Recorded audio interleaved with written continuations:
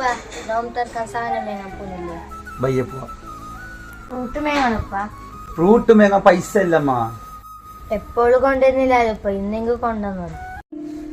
ഇപ്പൊ നോക്ക കൊണ്ടുവന്ന്.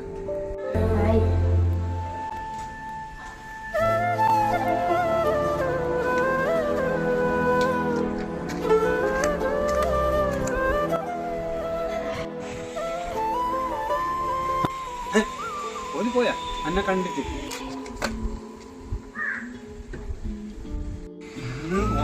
വാടക വാങ്ങിച്ചായിരുന്നു.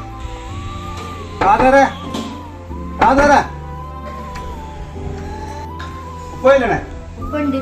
വിൽക്കണോ? ഉപ്പ അതാ വിളിക്കുന്നത്.